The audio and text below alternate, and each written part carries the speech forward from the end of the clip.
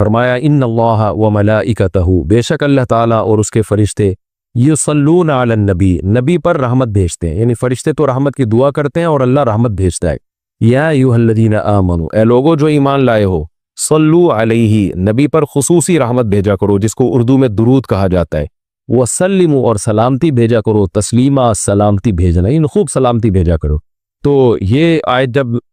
اس آیت کی وجہ سے علماء نے یہ مسئلہ فقہاء نے بیان کیا ہے کہ زندگی بھر میں ایک مرتبہ درود بھیجنا ہر مسلمان پہ فرض ہے، کیونکہ اللہ نے حکم دیا ہے، اور الامر بشیء لا یقتضی التکرار، جب کسی بات کا آرڈر دیا جاتا ہے نا تو ایک دفعہ کرنے سے وہ آرڈر پورا ہو جاتا ہے۔ تو اللہ نے ہمیں درود کا حکم دیا، تو زندگی میں ایک دفعہ بھی اگر ہم درود پڑھ لیں گے تو یہ فرض ادا ہو جائے گا، جیسے کہ کلمہ توحید زندگی میں ایک دفعہ پڑھنا فرض ہے، باقی جتنا پڑھیں اتنا اچھا ہے۔ اور جب کسی مجلس میں نبی صلی اللہ علیہ وسلم کا ذکر کیا جائے تو ایک مرتبہ اس میں درود پڑھنا واجب ہے، فرض نہیں ہے۔ فرض اور واجب ایک اصطلاح ہے۔ فرض کا مطلب ہوتا ہے جس کی دلیل یقینی اور قطعی ہو، تو چونکہ قرآن نے درود پڑھنے کا حکم دیا تو وہ چونکہ یہ نہیں اللہ نے کہا کہ ہمیشہ پڑھتے رہا کرو، بلکہ پڑھو، تو ایک دفعہ پڑھنا اس قطعی یقینی دلیل کی وجہ سے فرض ہے۔ تو فرضیت ایک ایسی چیز ہوتی ہے جس کا انکار کرنے سے انسان کافر ہو جاتا ہے، کیونکہ اس کی دلیل بہت مضبوط ہوتی ہے۔ اور دوسری حدیث میں آتا ہے کہ وہ شخص بخیل ہے کہ میرے سامنے اس کا تذکرہ کیا جائے اور مجھ پر درود نہ پڑے۔ تو اس حدیث یہ چونکہ خبر واحد ہے، کیونکہ ظاہر ہے قرآن جس طرح تواتر کے ساتھ ثابت ہے، اس طرح اخبار آحاد جو خبر واحد ہوتی ہیں وہ اس طرح تواتر کے ساتھ ثابت نہیں ہوتی، تو اس میں تعویل کا بھی امکان ہوتا ہے۔ تو اس لیے فقہاء خاص طور پر احناف جو ہیں، فقہاء حنفیہ، انہوں نے فرض اور واجب ایک ٹرم بنائی ہے شرعی مسائل کو سمجھانے کے لیے۔ تو اس لیے انہوں نے کہا کہ جب کسی مجلس میں نبی کا نام آئے نا تو اس مجلس میں ایک دفعہ کم سے کم درود پڑھنا واجب ہے۔ واجب کا درجہ تھوڑا سا فرض سے نیچے ہوتا ہے کیونکہ وہ حدیث سے ثابت ہے۔ تو اور پھر جب بار بار نبی کا نام آئے تو پھر بار بار پڑھنا واجب نہیں ہے کیونکہ اس میں حرج ہے۔ ہاں مستحب ضرور ہے کہ جتنی دفعہ پڑھیں، جب بھی نبی صلی اللہ علیہ وسلم کا نام آئے تو لازمی درود شریف پڑھا کریں، یہ تو مستحب ہے۔ نبی صلی اللہ علیہ وسلم نے فرمایا جس شخص نے مجھ پہ ایک دفعہ درود پڑھا اللہ اس پر 10 رحمتیں نازل کرتے ہیں اور اس کی 10 خطاؤں کو معاف کرتے ہیں۔ تو بہت زیادہ فضیلت ہے درود شریف پڑھنے کی، اور یہ بڑی عجیب بات ہے کہ درود شریف جو ہے یہ اصل میں اللہ کی عبادت ہے۔ یہاں میں آپ کو ایک دلچسپ مسئلہ بھی بتاتا چلوں۔ شرعی مسئلہ یہ ہے کہ جب ہم کوئی منت مانتے ہیں نا، منت کہ اگر اللہ نے میرے مریض کو شفا دے دی تو میں اتنے روزے رکھوں گا، میں یہ کروں گا، میں یوں کروں گا، تو اس عمل کو منت کہا جاتا ہے کہ باقی اگر آپ ٹھیک ہو گئے تو آپ پر لازم ہوتا ہے کہ آپ وہ کام کریں۔ تو منت میں یہ ضروری ہے کہ آپ جس چیز کی منت مانیں وہ عبادت مقصودہ ہو اور اس کی جنس میں سے لازم بھی ہو، یعنی عبادت میں کامل عبادت ہونی چاہیے، وہ عبودیت کا عنصر اس میں ہو۔ جیسے آپ نے منت مانی کہ اگر جو ہے میں امتحان میں پاس ہو گیا تو میں 3 روزے رکھوں گا، تو روزے عبادت ہے، مقصود ہے، یعنی عبادت مقصودہ میں سے۔ لیکن اگر آپ نے منت مانی کہ میں اگر امتحان میں پاس ہو گیا تو میں وضو کروں گا، تو وضو چونکہ مقصود نہیں ہے، عبادت مقصودہ نہیں ہے، وضو سے مقصد تو نماز ہوتی ہے، تو وہ منت آپ کے اوپر لازمی نہیں ہوگی۔ آپ نے اگر منت مانی کہ جی میں صدقہ کروں گا، تو صدقہ عبادت مقصودہ ہے اور اس کی جنس میں سے جو زکوٰۃ ہے وہ واجب بھی ہے۔ روزے کی جنس میں سے رمضان کا روزہ واجب ہے۔ آپ نے نفل نماز کی منت مانی تو بھی منت پورا کرنا آپ پر لازم ہے، کیونکہ نفل نماز جو ہے وہ عبادت بھی ہے اور اس کی جنس میں سے یعنی فرض نماز آپ پر لازم بھی ہے۔ تو اگر دونوں میں سے ایک شرط بھی نہیں پائی جائے گی تو منت پھر منعقد ہی نہیں ہوتی ہے۔ جیسے آپ نے کہا کہ میں جو ہے وہ اگر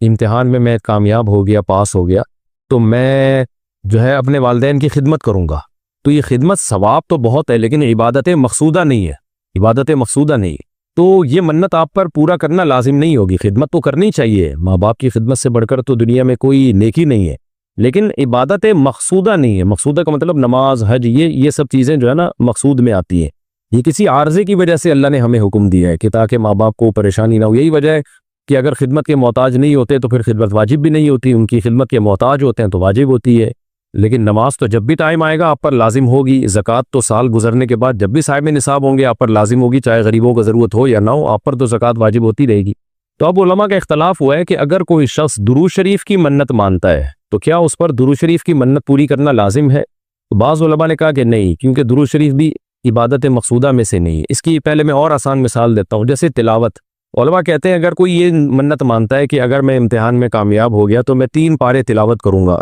تو یہ منت پوری کرنا بھی واجب نہیں ہے، کیونکہ قرآن پڑھنا بہت زیادہ ثواب تو ہے لیکن عبادت مقصودہ نہیں ہے، بلکہ مقصد قرآن سے کیا ہے کہ آپ کا دل بنے اور آپ کو آخرت کی یاد تازہ ہو، آپ کو شرعی حکام کا علم ہو۔ ثواب بہت ہے، ہر ثواب کا کام اصطلاحی عبادت نہیں ہوتا، خوب سمجھ لیں۔ عبادت کی بھی دو قسمیں ہیں، ایک عبادت ٹرم ہے، اصطلاح ہے، اور ایک عبادت مجازن ہم عبادت، ہر اچھے کام کو عبادت کہتے ہیں۔ اس لحاظ سے تو کھانا کھانا بھی عبادت ہے کہ اگر آپ کی نیت اچھی ہے اس سے، لیکن ایک ہوتی ہے مقصود عبادت، تو مقصودہ عبادت میں سے نہیں ہے۔ ثواب بہت ہے قرآن کی تلاوت کرنا، اللہ سے محبت کی علامت ہے، بغیر سمجھ کے پڑھنا بھی بہت بڑی نیکی ہے، قرآن بغیر سمجھ کے پڑھنا بھی، لیکن قرآن کی تلاوت کی منت جو ہے وہ منعقد نہیں ہوتی۔ تو اسی طرح اب یہ اختلاف ہوا ہے کہ اگر کوئی درود شریف کی منت مان لیتا ہے کہ اگر میں امتحان میں کامیاب ہو گیا تو میں 100 دفعہ درود شریف پڑھوں گا، تو کیا یہ منت پوری کرنا واجب ہے یا نہیں؟ تو بعض علماء کہتے ہیں کہ واجب نہیں ہے۔ وجہ اس کی ہے کہ درود شریف عبادت مقصودہ نہیں ہے، کیونکہ درود شریف کا مقصد تو یہ سید الانبیاء محمد صلی اللہ علیہ وسلم سے محبت کا اظہار، یہ نماز روزے کی طرح نہیں ہے۔ لیکن راجح قول یہ ہے جس پہ فتویٰ دیا گیا ہے کہ یہ منت پوری کرنا واجب ہے، کیونکہ درود شریف عبادت مقصودہ ہے، اور عبادت مقصودہ ہے اور اس کی جنس میں سے واجب بھی ہے، فرض بھی ہے۔ تو فرض کیسے ہے؟ کیونکہ قرآن نے ہمیں حکم دے دیا، اب زندگی میں ایک دفعہ درود شریف پڑھنا فرض ہو گیا، یہ مسئلہ تو آسانی سے سمجھ میں آ گیا کہ فرض کیسے۔ اب یہ ایک سوال پیدا ہوتا ہے عبادت مقصودہ کیسے ہے؟ نبی صلی اللہ علیہ وسلم کی تو عبادت جائز ہی نہیں ہے۔ اس کا بڑا دلچسپ جواب دیا حضرات فقہا نے کہ درود شریف اصل میں اللہ کی عبادت ہے جو ہم اللہ کو خوش کرنے کے لیے کرتے ہیں، کیونکہ اللہ نے ہمیں آرڈر دیا ہے، اور اس میں عبادت کا عنصر، عبادت کہتے ہیں جس کی جو ہے وہ جس میں عبودیت کا عنصر ہو، آپ بطور غلام جو کام کر رہے ہو، جس میں آپ کو لاجک پوچھنے کی بھی اجازت نہیں ہوتی۔ جیسے 5 نمازیں فرض ہیں نا، کیوں فرض ہیں بھائی؟ لاجک کی بھی ہمیں حکم نہیں، ہم نے پڑھنی ہے۔ روزہ فرض ہے، اس کی حکمتیں اللہ نے بیان کی، لیکن وہ حکمتیں نہ بھی ہو تو روزہ رکھنا پڑے گا۔ تو درود شریف بھی عبادت مقصودہ میں سے ہے، اس لیے کہ اللہ نے ہمیں حکم دیا، تو ہم اللہ کو خوش کرنے کے لیے اللہ کی غلامی کے طور پر پیغمبر پر درود بھیجتے ہیں۔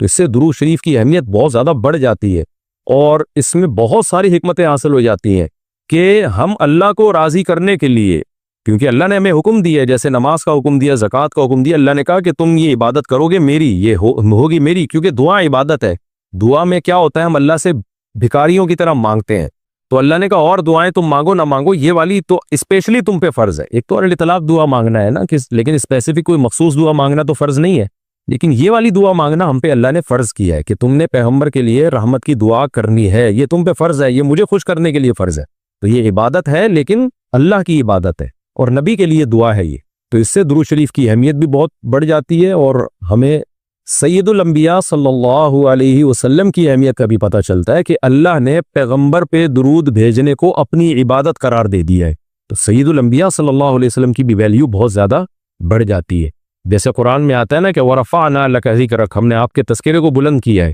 تو کیسے بلند کیا؟ علماء نے اس کا جواب دیا کہ نماز میں بھی درود شریف ہے، اور اتحیات میں نبی صلی اللہ علیہ وسلم پہ سلامتی بھیجنے کو اتحیات کا حصہ بنا دیا گیا ہے، اور اذان میں اشہد ان لا الہ الا اللہ کے ساتھ اشہد ان محمد رسول اللہ کو بھی ایڈ کیا گیا ہے۔ تو اس سے سید الانبیاء صلی اللہ علیہ وسلم کی بہت زیادہ فضیلت ثابت ہوتی ہے۔ تو اس لیے درود شریف کا اہتمام کرنا چاہیے۔ جیسے شریعت میں بعض عبادتیں بعض اوقات میں زیادہ پسندیدہ ہیں، آپ دن میں نوافل پڑھیں اس کا بھی ثواب ملتا ہے، لیکن یہ نوافل آپ رات کے آخری حصے میں پڑھیں تو تہجد بن جائے گی، بہت زیادہ ثواب ہو جائے گا۔ آپ روزہ رکھیں، عام دنوں میں ثواب ہے، پیر جمعرات کو زیادہ ثواب ہے، ایام بیز میں زیادہ ثواب ہے، رمضان کا تو بہت ہی زیادہ ثواب ہے، عاشورہ کا بھی ثواب ہے۔ تو جیسے جتنی بھی عبادتیں ہیں وہ خاص دن اور خاص اوقات میں ان کی فضیلت بڑھ جاتی ہے۔ تو ایسے ہی درود شریف کے بارے میں حدیث میں آتا ہے کہ عام دنوں میں بھی درود شریف میں بہت ثواب ملتا ہے، لیکن صحیح حدیث سے یہ بات ثابت ہے کہ جمعے کے دن درود شریف پڑھنا عام دنوں سے زیادہ افضل۔ اسی وجہ سے ہمارے اکابر کا ہمیشہ سے معمول رہا ہے، جو ہم نے دیکھا بھی ہے کہ وہ جمعے کے دن خاص طور پر عصر کی نماز کے بعد درود شریف پڑھنے کا بہت زیادہ اہتمام کرتے ہیں، اور جب وہ عمرے کے لیے یا حج کے لیے جاتے ہیں تو بھی مسجد نبوی میں اکثر وہ میں نے دیکھا اپنے بڑوں کو کہ وہ عصر کی نماز کے بعد نا مسجد نبوی میں صرف درود شریف ہی پڑھتے ہیں بیٹھ کے۔ ایک تو وہ جگہ ایسی ہے کہ جہاں سید الانبیاء صلی اللہ علیہ وسلم کا روضہ اطہر ہے سامنے، اور پھر وہاں جمعے کا دن بھی ہو تو، اور پھر عصر کی کا وقت جو ہے وہ قبولیت کا وقت ہوتا ہے جمعے کے دن، جیسے کہ حدیث میں آتا ہے نا جمعے کے دن ایک گھڑی ایسی ہوتی ہے جس میں دعا رد نہیں ہوتی۔ تو جمہور علماء اس طرف گئے ہیں کہ اس سے عصر کا ٹائم مراد ہے، یہ اگرچہ اس میں اختلاف ہے لیکن جمہور اس طرف گئے ہیں کہ عصر کا وقت مراد ہے۔ تو جمعے کے دن عصر کے وقت درود شریف کا اہتمام کرنا چاہیے۔ اور ویسے بھی اگر آپ کو عصر کے وقت ٹائم نہیں ملتا تو جمعے کی نماز کے لیے آپ وقت سے بہت پہلے آ جائیں، نہا دھو کے تیار ہو کے اگلی صف میں بیٹھیں، اور خطیب صاحب کا بیان شروع ہونے سے پہلے آپ تحیۃ المسجد پڑھنے کے بعد درود شریف کی کثرت کیا کریں۔ تو اس کے بہت زیادہ فضیلت ہے اور ہمیں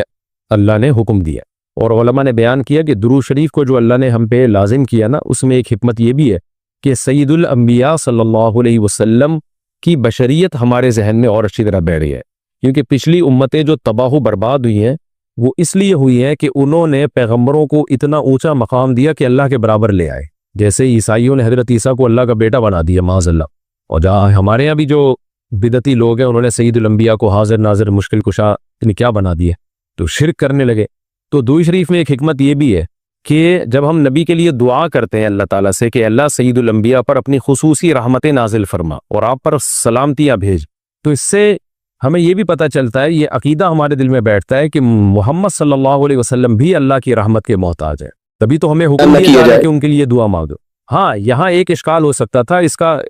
کہ بھئی اچھا اس کا مطلب نبی ہماری دعا کے محتاج ہیں، تو نہ، نبی ہماری دعا کے محتاج نہیں ہے، اللہ کی رحمت کے محتاج ہے۔ ہم دعا نہیں بھی مانگیں گے تو اللہ اپنے حبیب صلی اللہ علیہ وسلم پر رحمت بھیجے گا، لیکن اللہ نے ہمیں حکم یہ دیا تاکہ ہماری نظر میں یہ عقیدہ اور اچھی طرح مضبوط ہو جائے کہ تم بھی پیغمبر کے لیے اللہ سے دعا مانگا کرو۔ اس سے پتہ چلتا ہے پیغمبر تمہاری دعا کے محتاج ہو یا نہ ہو، لیکن اللہ کی رحمت کے بہرحال محتاج ہیں، اور پیغمبر بھی اس لائق ہیں کہ ان کے لیے دعا مانگی جائے، اور یہ اس سے ان کا مرتبہ کم نہیں ہوتا بلکہ مرتبہ بڑھ جاتا ہے، کیونکہ پیغمبر نے ہمیں یہ سکھایا ہے کہ یا ایھا الناس انتم الفقراء الی اللہ، اے لوگو تم سب کے سب اللہ کے در کے محتاج ہو۔ اور یہ جو میں نے کہا کہ پیغمبر اس لائق ہیں کہ ان کے لیے دعا مانگی جائے، تو اس کا کوئی یہ مطلب نہ لے کہ پیغمبر ہماری دعا کے محتاج ہے، یہ میں بار بار بتا چکا ہوں، ہماری دعا کے محتاج نہیں ہے، لیکن اللہ تعالیٰ یہ چاہتے ہیں کہ میں پیغمبر پر رحمت بھیجوں، لیکن اس میں امتیوں کا حصہ پڑ گیا ہے۔ حضرت مولانا اشرف علی تھانوی رحمہ اللہ نے اس کی ایک مثال دی ہے کہ جیسے کسی بادشاہ کو اپنے شہزادے سے بہت زیادہ محبت ہے، وہ ویسے ہی اس کو گفٹ دینا چاہتا ہے، اور آپ کو پتہ ہے کہ اس نے یہ گفٹ دینا ہے، لیکن آپ جا کے بادشاہ سے سفارش